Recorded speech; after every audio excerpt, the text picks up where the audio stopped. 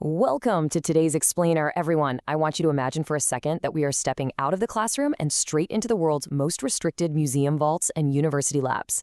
Today, we're putting on our forensic archaeologist hats to examine some truly incredible osteological specimens. We're talking about remains that literally break history, defying the classic textbooks we've all read. Now, museums have entire backrooms full of bones and skulls that, honestly, modern science might sometimes prefer to just ignore. But we're not here to look away. We are here to ask the really uncomfortable questions, apply rigorous comparative measurements, and dig for the absolute truth. Right off the bat, let's establish our core rule for this seminar. As researchers, we are constantly brushing up against the unknown. It's a thrill, right?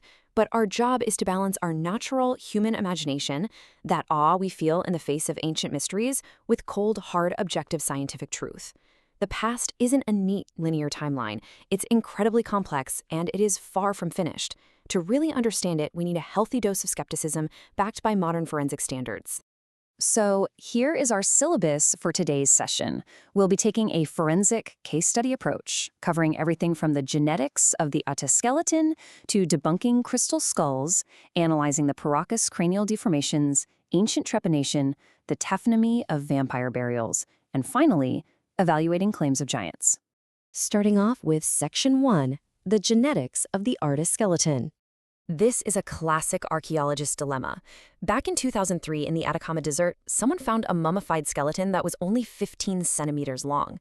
That's literally shorter than a pencil. It had a cone-shaped skull and only 10 pairs of ribs. Naturally, the rumor spread like wildfire. Pop culture documentaries aggressively push this extraterrestrial myth. But remember our rule? We rely on peer-reviewed evidence. Stanford immunologist Gary Nolan actually ran a full DNA sequencing on it. And the verdict? Ada was a human girl of Chilean descent. No aliens. Just pure, fascinating science. The actual biological reality here is way more mind-blowing than any sci-fi movie. Nolan's team found a whopping 64 mutations across 7 different genes, all related to bone growth and skull formation. Despite being so tiny, her bone density matched that of a 6 to 8-year-old child. So how does that happen? Well, we have to look at environmental factors. Atama was found in a mining town called La Noria, which had severe nitrate exposure. It's highly probable that this extreme environmental toxicity triggered an unprecedented concentration of mutations in an isolated population. It perfectly illustrates how our environment can literally rewrite our genetic code. Moving right along to Section 2, debunking the crystal skulls. This case is a perfect lesson in why we, as students and researchers, must scrutinize museum documentation for bias. For decades, these 5-kilogram crystal skulls were hailed as lost Mesoamerican masterpieces. It fueled this idea that ancient Aztecs had some unknown hyper-advanced technology.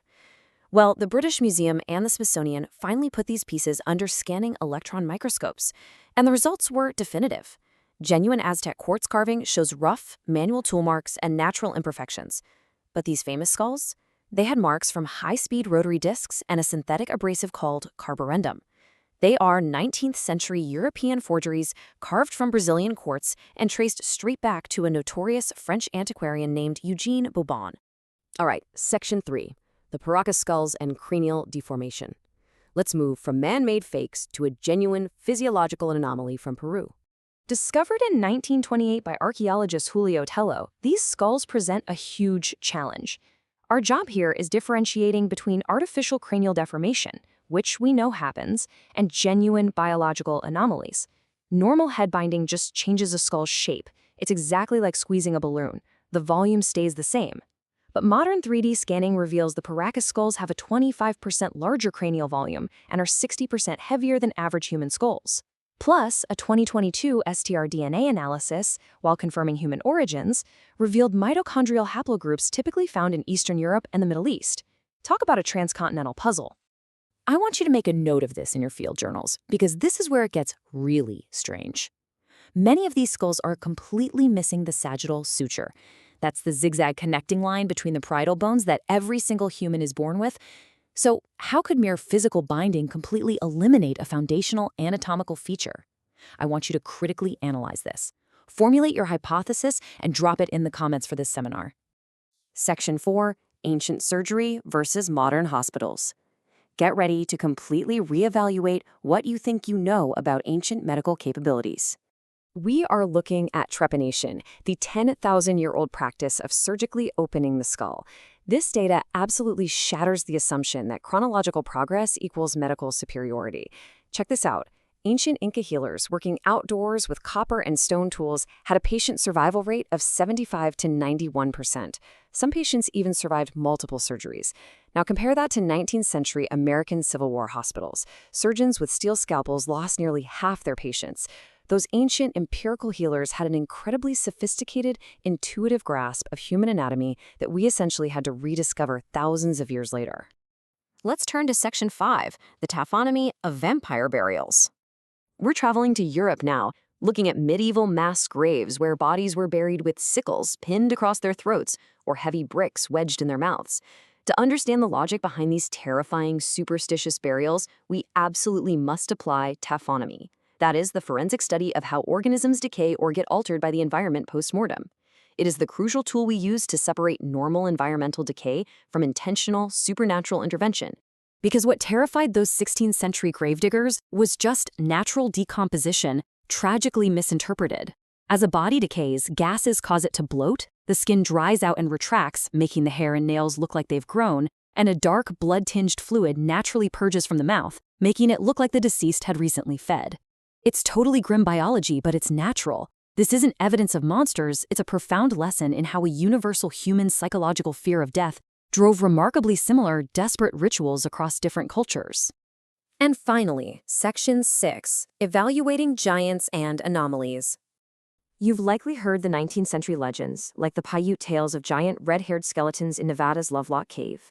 But as archaeologists, we have to ground this in physiology. True medical gigantism, or things like Marfan's syndrome, comes with severe joint failure. The human frame just cannot support that kind of extreme weight. You don't get ancient super warriors. On top of that, buried bones absorb moisture and can swell drastically, distorting their size.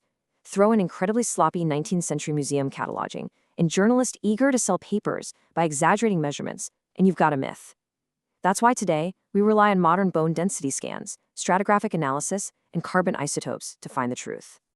But hey, objective science doesn't just ruin the fun, it also uncovers incredible real mysteries. For instance, we've cataloged ancient skulls with perfectly smooth, non-pathological openings straight through the frontal bone. This isn't random damage or standard trepanation. These holes are centered perfectly over the brain's pineal gland. It strongly suggests that ancient healers intuitively mapped out the location of the third eye millennia before modern neuroscience even existed. We're currently comparing these with modern reconstructive surgery outcomes to figure out the real biological or ritualistic purpose here. Ultimately, every skeleton we study is a reminder that we only know the current version of humanity. As you review your notes today on DNA findings, taphonomy, and osteology, I want to leave you with one final provocative thought. If we can completely rewrite ancient history with today's tools, how might archaeologists sitting in a seminar 1,000 years from now interpret our medical beliefs and death rituals? Think about that, leave your thoughts in the discussion, and never stop questioning the established narrative. I'll see you in the next explainer.